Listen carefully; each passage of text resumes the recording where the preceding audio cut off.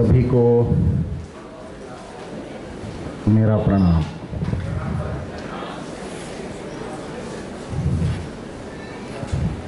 मेरा आप सभी से विनम्र निवेदन है कि जिनको यहाँ बैठने के लिए समय की अभाव है, ऐसे लोग कृपया मेरा वक्तव्य प्रारंभ होने से पहले ही इस सभागार से बाहर हो जाए, यही विनम्र निवेदन है। जिनके मन में सुनने की तत्परता है, उत्सुकता है, जिज्ञासा है, केवल ऐसे ही लोग यहाँ बैठे। एक व्यक्ति यदि बैठता है तो भी मेरा विचार उनके सामने मैं रखना चाहता हूँ।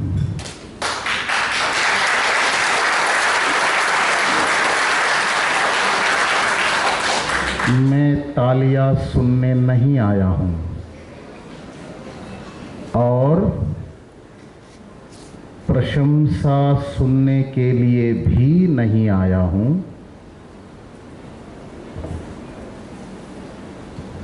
जो भारत का भविष्य निर्माता है, ऐसे लोगों के साथ मन की बात शेयर करने मैं आया हूँ। जिनके सामने मेरी हृदय की पीड़ा को यदि साझा कर देता हूँ तो उस पीड़ा को निवारण करने के लिए अपने जीवन को त्याग देने वाले, समर्पण करने वाले, हंसते हंसते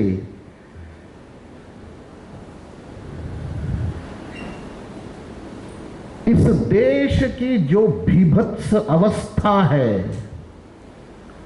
उस अवस्था से हमारी प्यारा भारत को, हमारे प्यारा भारत मां को उस बीभत्स अवस्था से बाहर निकालने के लिए मेरा सब कुछ न्योछावर कर दूंगा, कर दूंगी। ऐसे कहने वालों से, ऐसे सोचने वालों से सिर्फ मैं बात करने आया हूं। फालतू लोगों के साथ बात करने के लिए मेरे पास समय है ही नहीं। क्यों? ये मनुष्य का जन्म मिला है 84 लाख वर्षों के योनियों में जन्म लेने के बाद। वैसे तैसे यह मनुष्य का जन्म नहीं मिला है। और ये अनोखा अद्वितीय मनुष्य का जन्म है। ये दुनिया में सृजन कार्य में, ब्रह्मांड में इतना श्रेष्ठ जन्म दूसरा है ही नहीं।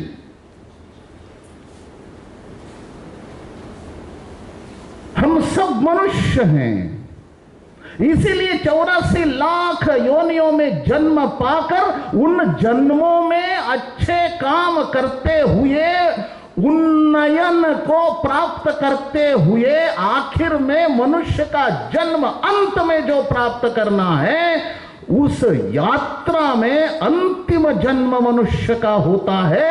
ऐसे हम मनुष्य जन्म के अंतिम लक्ष्य प्राप्त करने हेतु मनुष्य का जन्म प्राप्त किए हुए पुण्यात्मा यहां हम सभी बैठे हैं। ऐसे मनुष्य के जन्म के बारे में अद्वितीय होकर सोचने वाले युवाओं के साथ बात करने के लिए मैं आया हूं। मैं फालतू व्यक्तियों के साथ बात करने बिल्कुल नहीं आया हूं।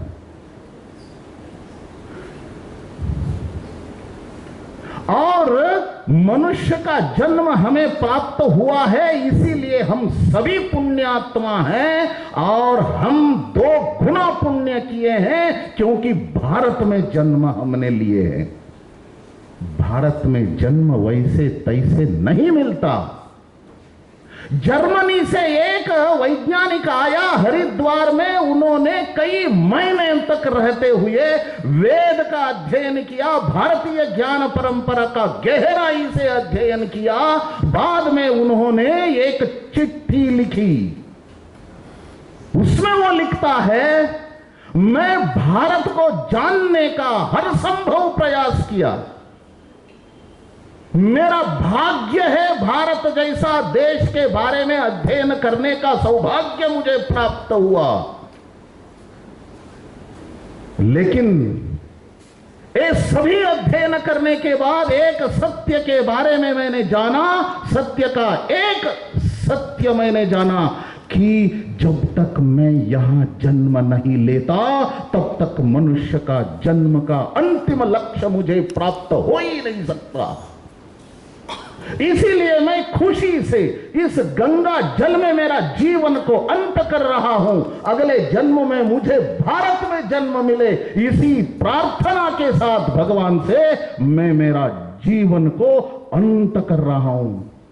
गंगा में मैं मुझे समर्पण कर रहा हूं, ऐसे चिट्ठी लिखते हुए स्वयं का जीवन को उन्होंने अंत कर दिया।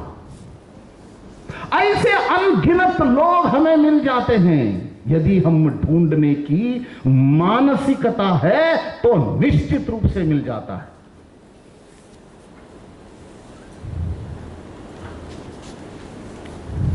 आप एक पुस्तक पढ़िए, the monk who sold his Ferrari.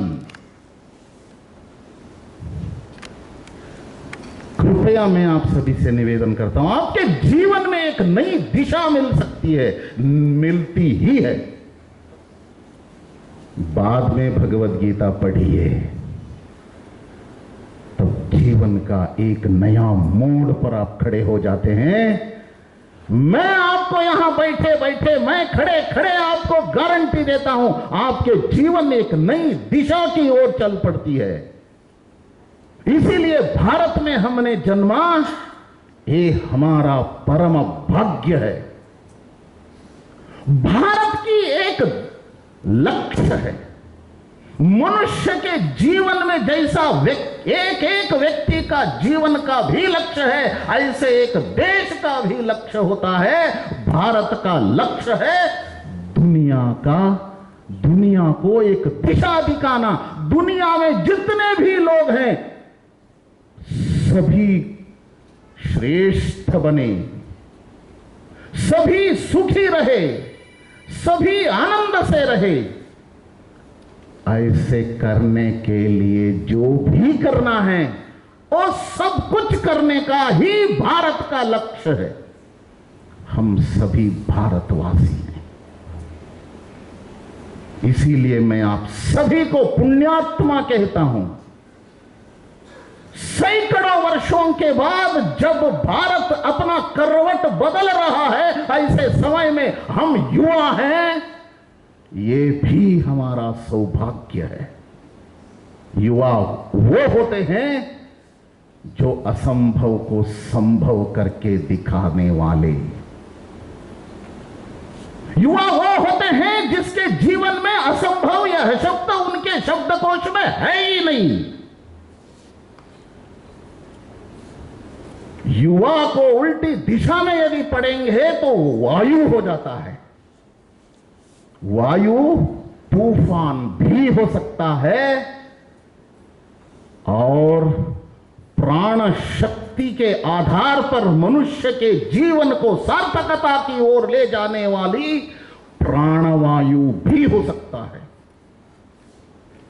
तूफान बनना ये भी हमको जानना है, प्राणवायु बनकर जीवन को सार्थकता की ओर जाना यह भी हमको जानना है। दो रास्ताएं हैं। तूफान बनना शत्रुओं के निर्दालन के लिए तूफान बनकर काम करना है। दिन और रात एक करते हुए शत्रुओं के निर्दालन के लिए तूफान बनना है। इसको क्षात्र शक्ति हम कहते हैं। प्राण शक्ति की ऊर्जा प्राप्त करते हुए प्राणवायु के समान ज्ञान को प्राप्त करते हुए दुनिया को ज्ञान का प्रकाश देने वाले भी हमको बनना है। इसको मैं कहता हूं ब्रह्म शक्ति, ब्रह्म तेज। इदम ब्राह्मणमिदम क्षात्रम शापादपि शरादपि। मैं ब्रह्म तेजस, ब्रह्म तेज का प्रतीक भी हूं, क्षात्र तेज का प्रतीक भी हूं। यदि चाहे तो मैं श्राप देकर आप शत्रुओं को निर्दालन कर सकता हूं, या धनुष शस्त्र का धारण करते हुए रणभूमि में खड़े होकर शत्रुओं का निर्दालन भी क्षात्र शक्ति के आधार पर मैं कर सकता हूं। ये युवा है। इस देश का करवट जब बदल रहा है उस समय हम युवा हैं।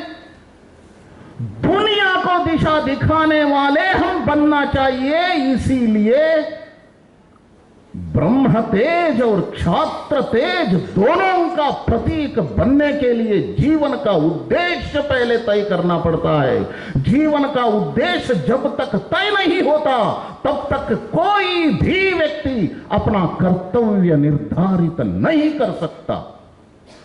कर्तव्य पालन न करने के कारण अपने जीवन बर्बादी की ओर चली जाती है। मेरा कर्तव्य क्या है ये जब तक हम तय नहीं करते तब तक हमारा जीवन किसी विषय पर सफलता की ओर जा नहीं सकता। प्रत्येक व्यक्ति अपना कर्तव्य का निर्धारण स्वयं होकर करना पड़ता है। कर्तव्य का निर्धारण करना है तो उद्देश्य तय करना बहुत आवश्यक है। मैं जिस स्थान पर पहुंचना है यह उद्देश्य तय नहीं होता तब मैं एयरपोर्ट जाना है या रेलवे स्टेशन जाना है, बस अड्डे पर जाना है, बस अड्डे पर जाकर कौन से बस पकड़ना है, यह मेरा कर्तव्य तब तय होता है जब मेरा उद्देश्य कहां जाना, कहां पहुंचना, यह उद्देश्य तय होता है तब कर्तव्य तय होता है। कर्तव्य तय होने से सफलता नहीं मिलती। कर्तव्य पालन करना पड़ता है। उस कर्तव्य को आचरण के रूप में परिवर्तित करना पड़ता है।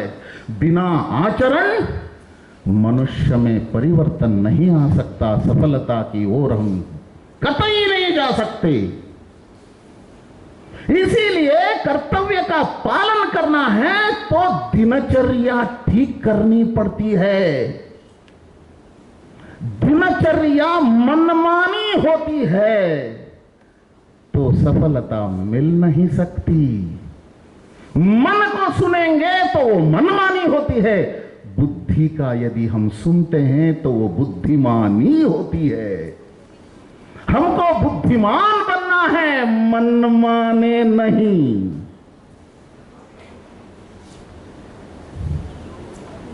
मैं कुछ और बोलने आया था। आप सभी को देखकर मुझे इतना अच्छा लगा, आनंद हुआ। ऐसे युवा जिस देश को मिलते हैं उस देश अपने जीवन की दिशा को ही बदल सकता है। हम सभी इस नववर्ष के शुभ अवसर पर नाम भी शुभकृत ही है। शुभकृत, कृत, संस्कृत के बहुत सारे पंडित यहां बैठे हुए हैं। कृत यह भूत होता है, वर्तमान नहीं है। वर्तमान को श्रेष्ठ बनाकर भारत को विश्वगुरु बनाना है तो भूत को हम भूलना नहीं चाहिए। इतिहास को जो भूलेंगे वो भविष्य का निर्माण कतई नहीं कर पाते। इसीलिए इतिहास का स्मरण करते हुए भविष्य के बारे में आकांक्षाओं को मन में बनाए रखते हुए वर्तमान का निर्माण करना है। वर्तमान में हम जैसे व्यवहार करेंगे उसके आधार पर हमारा भविष्य निर्माण होगा। वर्तमान में कैसे व्यवहार करना चाहिए इसका मार्गदर्शक पथदर्शक भूत हो सकता है। भूत में यदि गलती किए हैं उसे सीख पाते हुए आगे हम चलना है। यदि हमने अच्छा किया है उससे प्रेरणा लेते हुए उसको और भी अच्छा बनाते हुए हमको आगे बढ़ना है श्रेष्ठ उत्तम भविष्य निर्माण करने के लिए। मैं आप सभी के बारे में भगवान से विनम्र प्रार्थना करता हूं, यहां बैठे हुए मेरे सारे युवा भाई बहने जीवन में श्रेष्ठ बने और अपने जीवन के श्रेष्ठ ऊंचाई तक पहुंचने के लिए जो भी शक्तियां आवश्यक है वो सभी शक्तियां मां भारती आप सभी को दे। अपने इन चरम चक्षुओं के माध्यम से ही यह भारत दुनिया में विश्व गुरु बना हुआ वह सुंदर दृश्य हम सभी देखें। देखने का सौभाग्य हमें मिले। अपने पुरुषार्थ के आधार पर हम भारत को, मां भारती को उस विश्व गुरु के सिंहासन पर बिठाना हम चाहते हैं। हमारे पुरुषार्थ के आधार पर ऐसी शक्ति हमें दे। नववर्ष हम सभी को ऐसी शक्तियां प्राप्त करें। ब्रह्म तेज और क्षात्र तेज से भरा हुआ युवा शापादपि शरादपि इदम ब्राह्ममिदम क्षात्रम, ऐसे दोनों शक्तियों से आविर्भाव होकर हमारा जीवन का लक्ष्य को प्राप्त करे। We shall reach the pinnacle of our life. ऐसी प्रार्थना करते हुए नववर्ष की वैज्ञानिक महत्ता आपके सामने रखने का प्रयास करता हूं और इस नववर्ष के शुभकृत संवत्सर के हैप्पी न्यू ईयर 5000 पूरा सुनने के बाद ताली बजाइए। Happy new year 5124।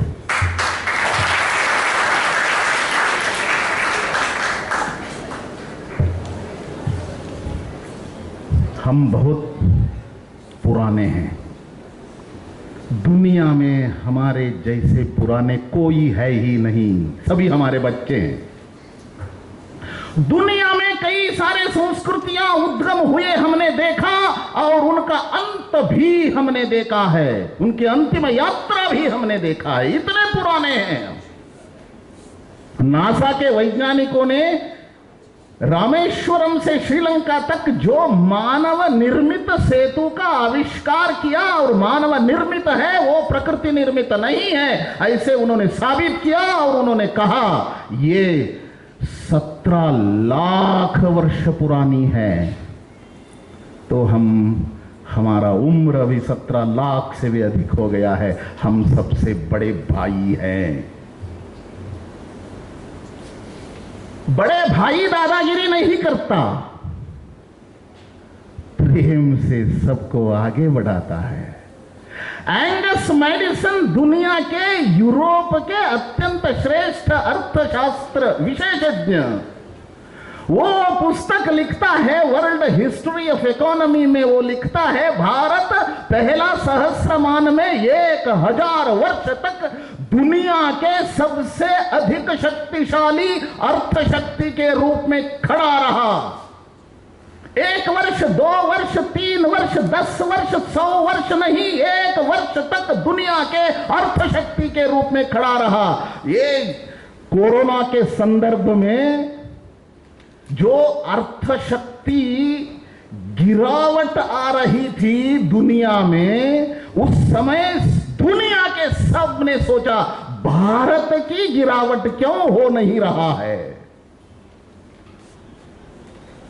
जब वाजपेयी जी ने बॉम्ब विस्फोट किया 98 में, मई 1 और मई 3, मई 3 और मई 5,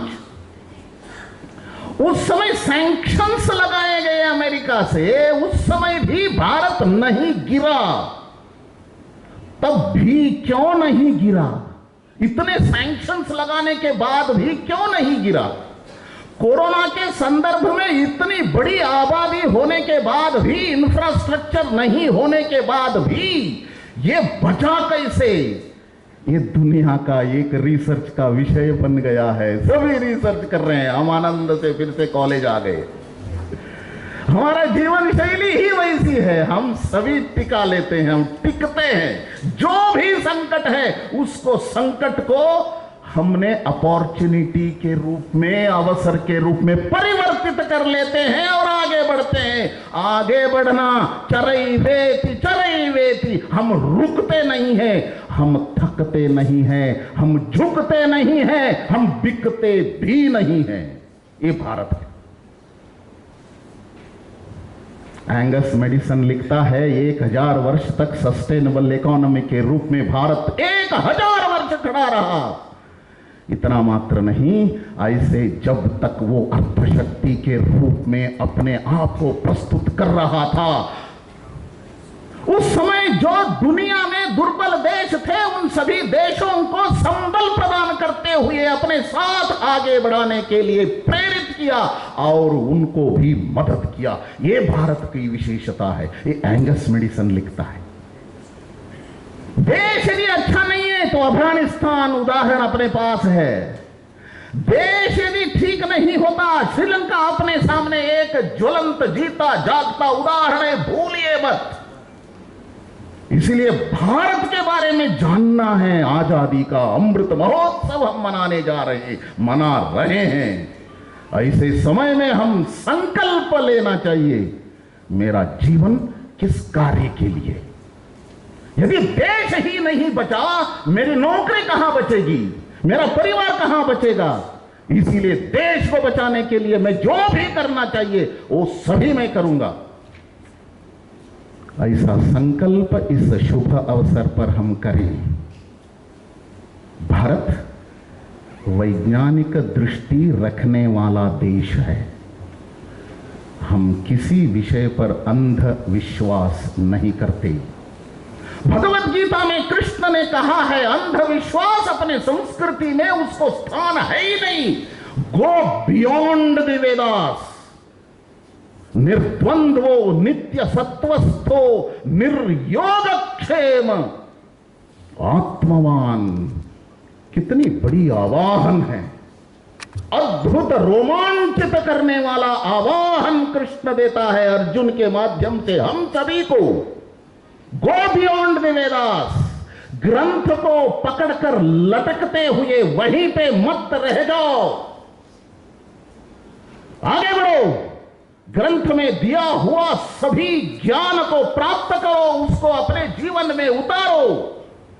उतारने के बाद ग्रंथ की आवश्यकता नहीं होती।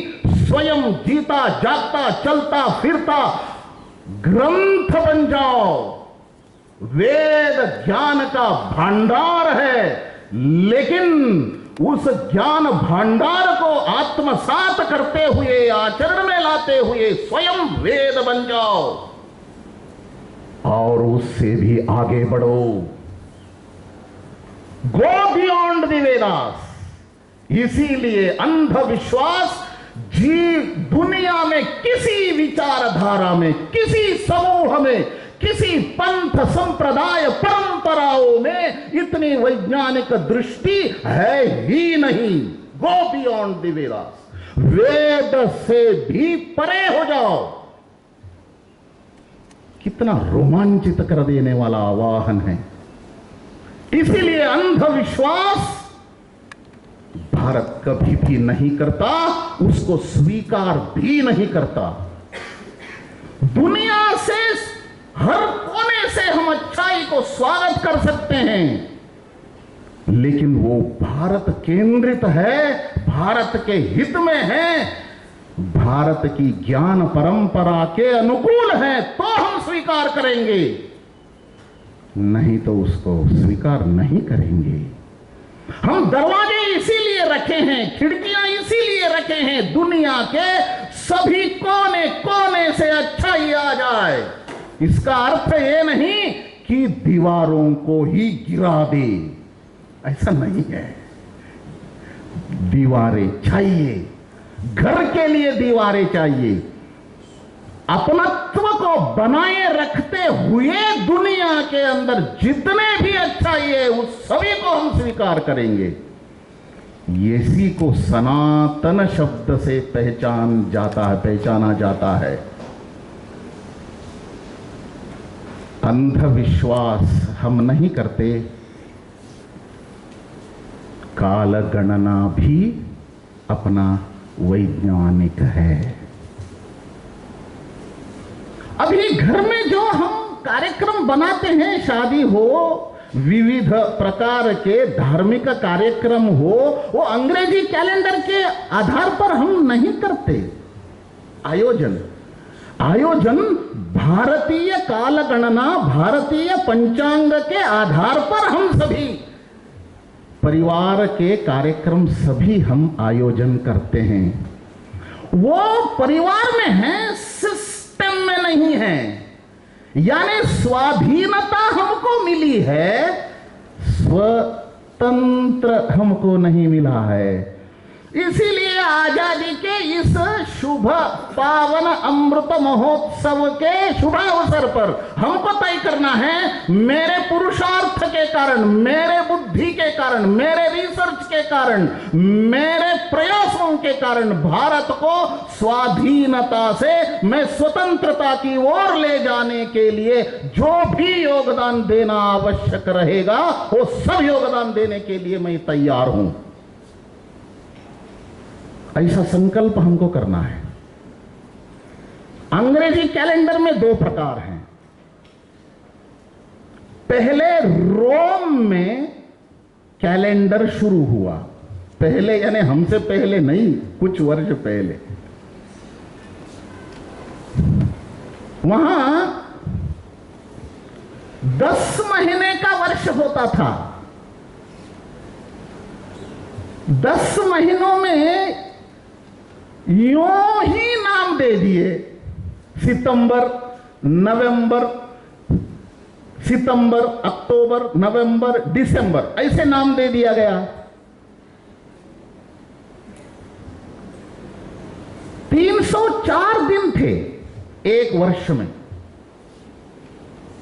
बाद में सीजर जूलियस राजा बना, उन्होंने ये 304 दिन ठीक नहीं है, ऐसे उन्होंने 10 महीने भी ठीक नहीं है। अरे वर्ष कैसे तय होता है भाई? भूमि अपना परिभ्रमण सूर्य को चारों ओर लगाने के लिए कितना समय लेता है वह एक वर्ष है।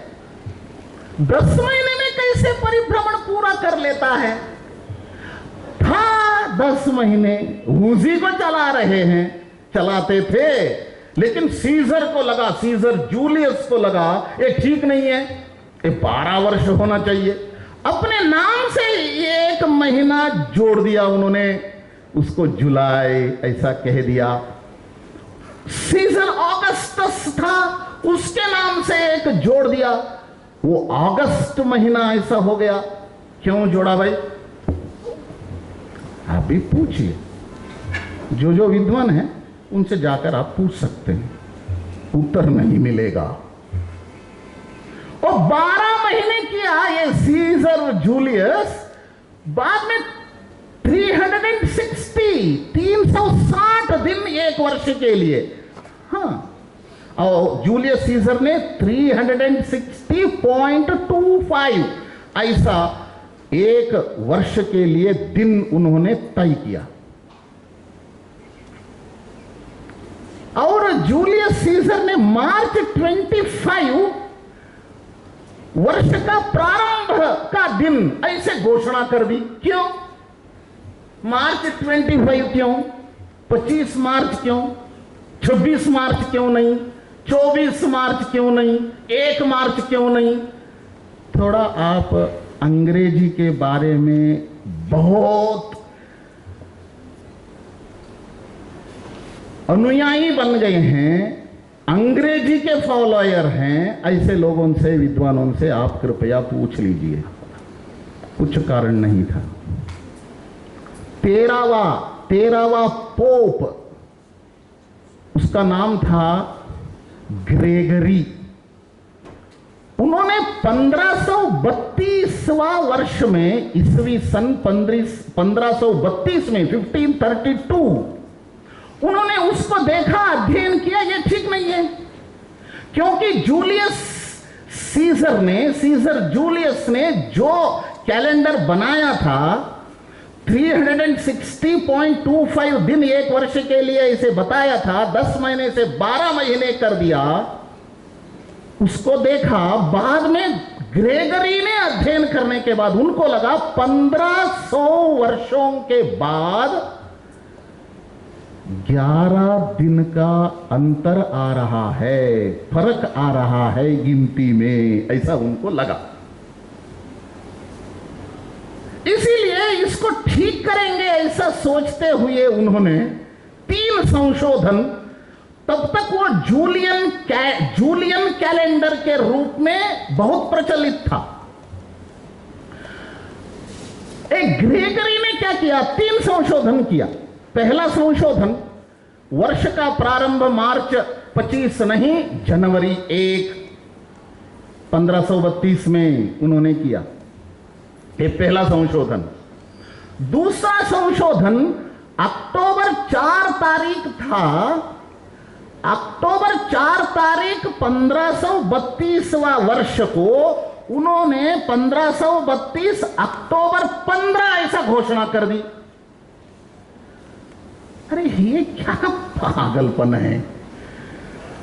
ये 11 दिन को समाप्त करने के लिए, 11 दिन का अंतर फर्क समाप्त करने के लिए अक्टूबर 4 को उन्होंने अक्टूबर 15 ऐसा घोषणा कर दी। दूसरा संशोधन। तीसरा संशोधन किया, हर 4 वर्ष में फरवरी महीने में 28 के बजाय 29 दिन होंगे, या क्योंकि 0.25 एक चौथाई 4 वर्ष होने के बाद 1 दिन हो जाएगा, इसीलिए हर 4 वर्ष फरवरी महीने में 28 के बजाय 29 होगा। हर फरवरी को 28 क्यों, 27 क्यों नहीं? उत्तर नहीं है। ये ग्रेगरी ने दिया कैलेंडर को ग्रेगरियन कैलेंडर, ऐसा पहचान उसका हुआ। किसी देश ने स्वीकार नहीं किया। इंग्लैंड स्वीकार किया 1749 में, 1739 में स्वीकार किया, यानी 207 वर्षों के बाद इंग्लैंड इस कैलेंडर को स्वीकार किया। उससे पहले कौन से कैलेंडर थे? थोड़ा आप रिसर्च करके देखिए। ये 10 महीने का वर्ष, 304 दिन का वर्ष, इससे पहले कौन से कैलेंडर था? उस समय कौन से कैलेंडर था? मैं बहुत गर्व के साथ आपके सामने विषय रखना चाहता हूं। भास्कराचार्य सूर्य सिद्धांत के माध्यम से, खगोल शास्त्र के माध्यम से उन्होंने इस वैज्ञानिकता को, जब यूरोपियन देशों में 360 दिन एक वर्ष के लिए ऐसे सोचते थे, उस समय सूर्य सिद्धांत ग्रंथ में विवरण दिया गया। मैं आपको उस आंकड़े बता देता हूं, कितना एक्यूरेसी थी।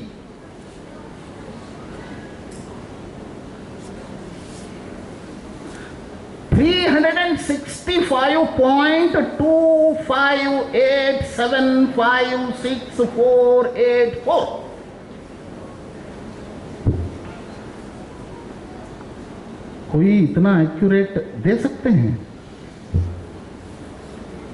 अरे गर्व, ये सभी कही सुनी बातें मैं आपके सामने नहीं रख रहा हूं।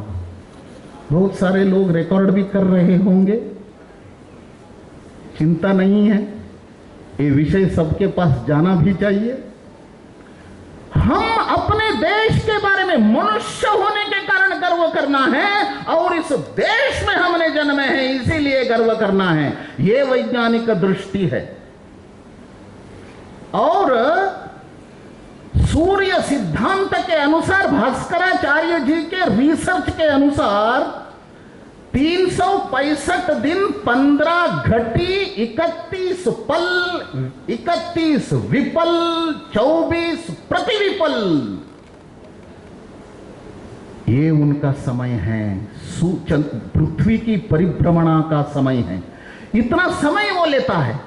उस समय को आधुनिक जो काल है, सेकंड का, मिनट का, घंटों का, उसके हिसाब से यदि हम परिवर्तित करते हैं तो ये आंकड़े आते हैं 365.25875684, यानी 339.0000000.90 एक्यूरेसी है। गर्व नहीं कर सकते हैं क्या अपने देश के बारे में? अरे अपने हैं ऐसा समझ लेते हैं। थोड़ा छोटी मोटी गलतियां होते हुए भी हम गर्व का महसूस करते हैं, है ना?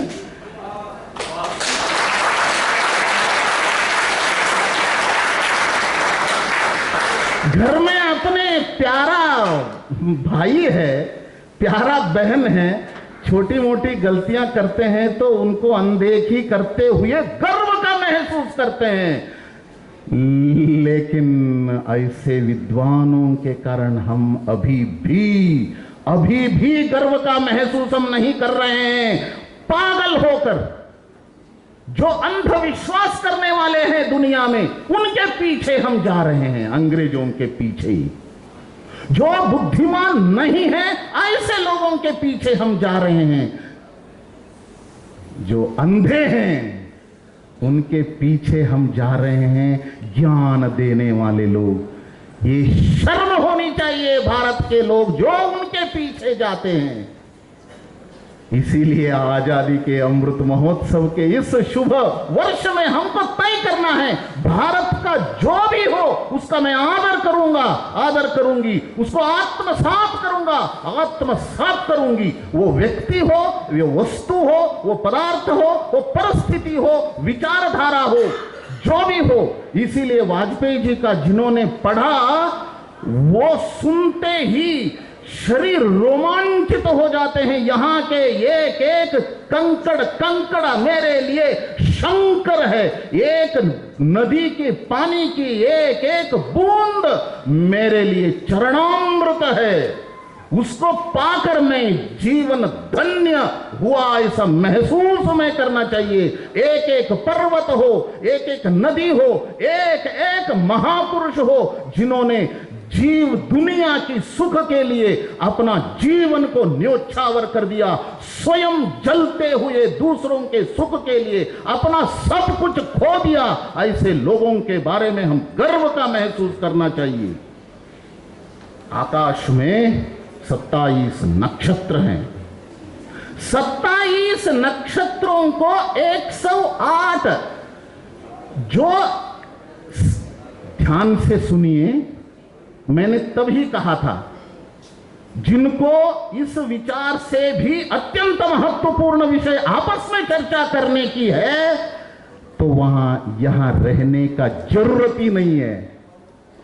मैं फालतू लोगों के सामने बोलने के लिए खड़ा नहीं हूं। मेरे पास समय पड़ा है इसलिए आया भी नहीं हूं।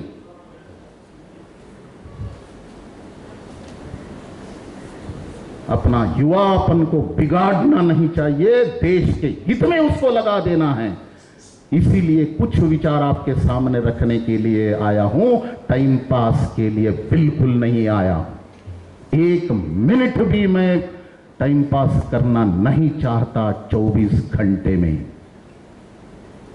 27 नक्षत्र हैं।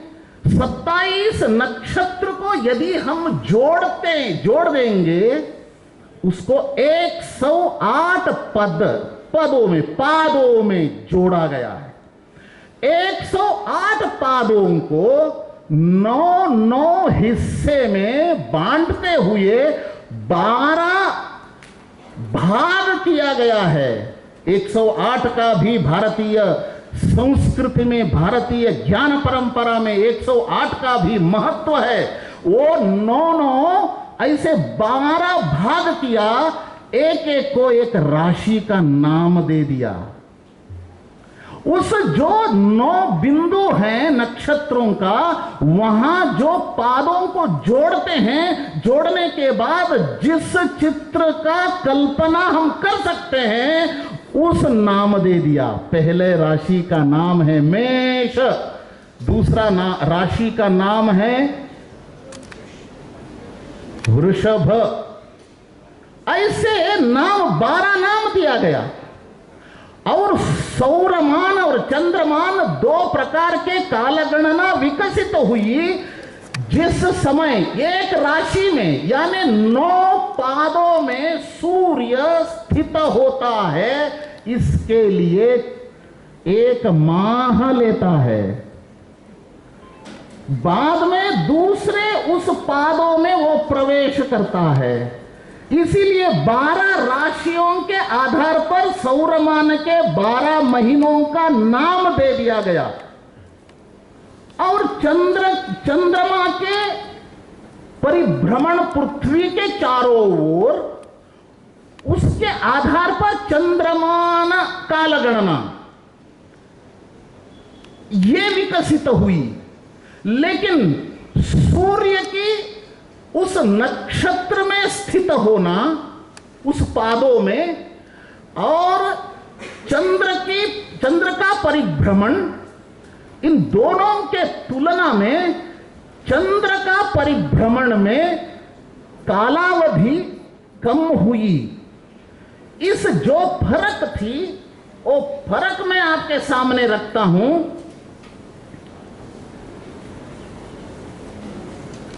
12 दिन 3 घटी तथा 48 पल छोटा हो गया समय। इस समय को सामंजस्य करने के लिए बहुत सारे रिसर्च हुए। बाद में उसको सामंजस्य बिठाने के प्रयास में वो सफल हुए। और चंद्र ऐसे पृथ्वी की परिभ्रमणा करते समय जिस नक्षत्र को चंद्रमा बढ़ते बड़ा होते पूर्णत्व को प्राप्त करता है, पूर्णिमा आती है, उस समय वो चंद्रमा जिस नक्षत्र में प्रवेश करता है, उस महीने को उस नक्षत्र का नाम दिया गया। यानी पहला महीने में, चैत्र मास में पूर्णिमा चित्रा नक्षत्र में प्रवेश करते समय आता है, इसीलिए उस महीने का नाम चैत्र मास दिया गया। विशाखा नक्षत्र को प्रवेश करते समय चंद्रमा पूर्णत्व को प्राप्त करता है, तो उस महीने को वैशाख नाम दे दिया। सभी 12 महीनों का नाम मनमाने नहीं दी गई है, यूं ही नहीं दी गई है, उसके पीछे हेतु है। हमारे नाम रखते समय भी बहुत सोचते हैं, यूं ही नाम नहीं रखते। मैं भोजन के लिए रह जाता हूं, मैं प्रचारक हूं, फकीर हूं। दिन में सुबह दोपहर एक घर में भोजन करता हूं, रात्रि एक घर में भोजन करता हूं। तब एक बहन परोसने के लिए आई थी। नाम क्या बहन जी, ऐसे मैंने पूछा, वो नाम ही नहीं बताया। भोजन के बाद फिर से पूछा, नाम ही नहीं बताया। मैंने सोचा संकोचवश नहीं बोल रही है। बाद में उन्होंने बताया, मेरा नाम मेटू। ये क्या होता है, ऐसा मैंने पूछा। नहीं, मेरे माता पिता ने मैं 2 महीने जन्मा इसलिए मेटू ऐसा नाम रखा।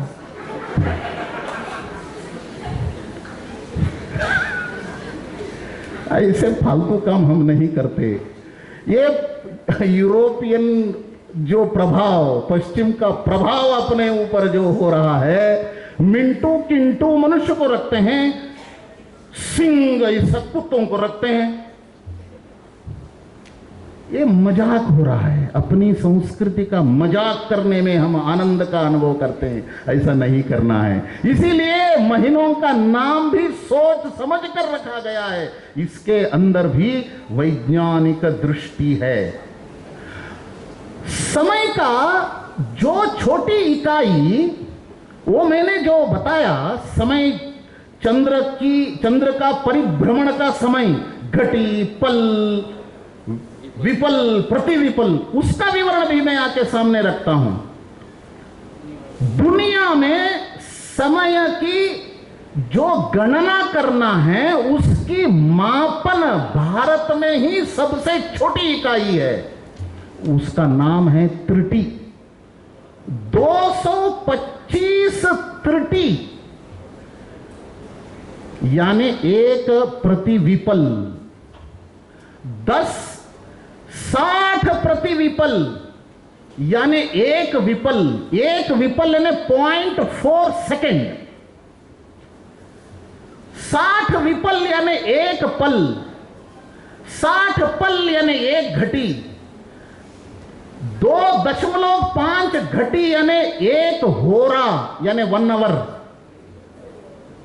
5 घटी या 2 होरा यानी 1 लग्न यानी 2 घंटे। 60 घटी या 24 होरा या 12 लग्न यानी 1 दिन। ऐसे त्रुटि यानी 33,750 ऑफ द सेकेंड। 1 सेकेंड को 33,705 भाग करना चाहिए 1 सेकेंड को। उसमें 1 भाग जो आता है उसको त्रुटि कहते हैं। इस त्रुटि दुनिया में कोई कल्पना भी नहीं कर सकते। और बड़ा समय का, बड़ी इकाई का भी उन्होंने सोचा और तय किया। कलियुग, द्वापर युग, त्रेता युग, सतयुग। कलियुग का कालखंड है 4,32,000 वर्ष। द्वापर युग इससे 2 गुना यानी 8,64,000 वर्ष। त्रेता युग कलियुग से 3 गुना, सत्ययुग कलियुग से 4 गुना। ये चतुर्युग, चारों युग मिला के 4,32,000, 43,20,000 वर्ष यानी 43,20,000 वर्ष यानी 1 चतुर्युग यानी 1 महायुग। ऐसे 71 महायुग होने के बाद 1 मनवंतर। ऐसे 14 मनवंतर होने के बाद 1 कल्प यानी 1 कल्प का कालखंड है 432 करोड़ वर्ष। भूमि यानी इस सृष्टि का सृजन हुआ चैत्र शुक्ल प्रतिपदा के दिन। उस दिन रविवार था। क्यों रविवार था? रविवार ऐसा क्यों?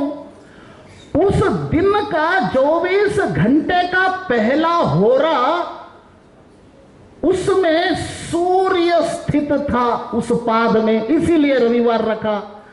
अगले दिन सोमवार चंद्रमा उस पाद में स्थित था, इसीलिए चंद्रवार सोमवार रखा। दुनिया में यही 7 दिन के लिए नाम प्रचलित है। ऐसे कल्प के बारे में 432 करोड़ वर्ष की योजना कल्प के माध्यम से किया। यानी एक एक छोटी सी बात के लिए भी जीवन भर रिसर्च करते हुए अनुभूति के आधार पर दुनिया के सामने विषय रखा। ऐसा एक बड़ा विज्ञान जो है कालगणना का, खगोल शास्त्र का और इस ब्रह्मांड का, इसको हम सभी पढ़ें, इसका अध्ययन करें। सोशल साइंस विषय पर जिस किसी को रुचि है वो इस विषय पर पीएचडी करे। अपने एक छात्र मुंबई आईआईटी में उन्होंने एक रिसर्च किया है, वो पिछले 1000 वर्ष में सभी ब्रह्मांड के नक्षत्र और ग्रहों का चलन व्यवस्था के बारे में उन्होंने आधुनिक तंत्रज्ञान उपयोग करते हुए रिसर्च किया है। इसके परिणाम स्वरूप दुनिया में कोई व्यक्ति किसी विषय पर रिसर्च करना चाहता है, उसके लिए डाटा इसके रिसर्च के माध्यम से मिल जाता है।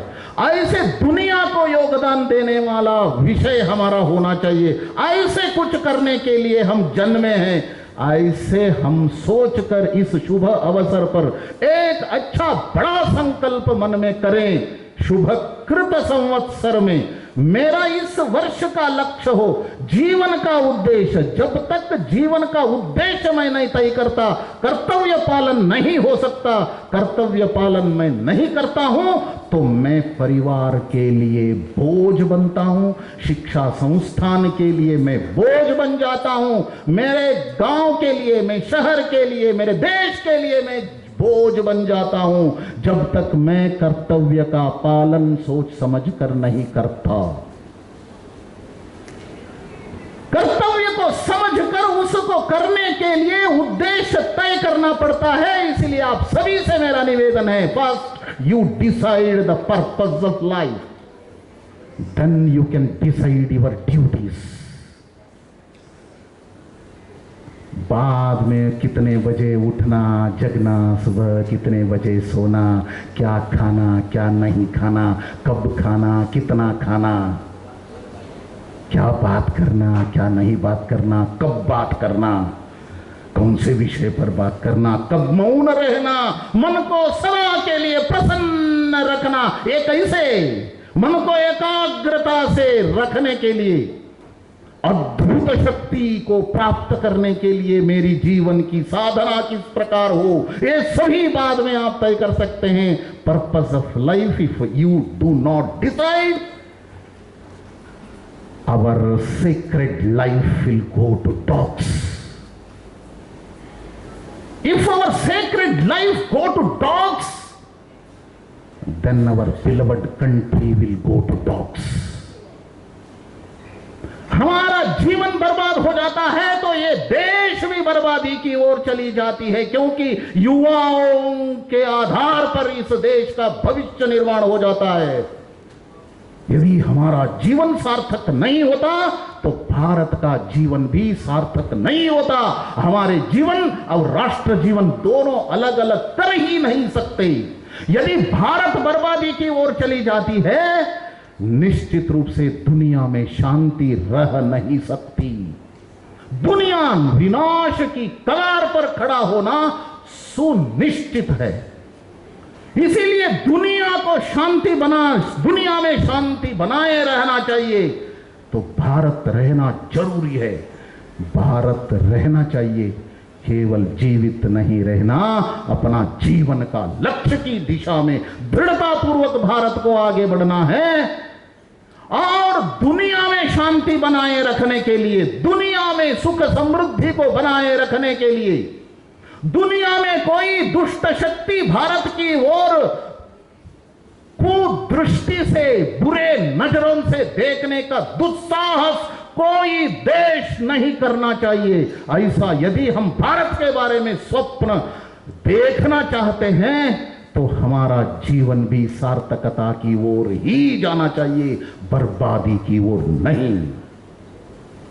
इसीलिए first you decide the purpose of life, इतना ही विनम्र निवेदन आपके सामने रखते हुए प्रेम से, प्यार से, एकाग्रता से, लगन से आपने भारत के इन विचारों को सुना। इसीलिए आप सभी को बार बार प्रणाम करते हुए मेरे वाणी को विराम देता हूं। नमस्कार।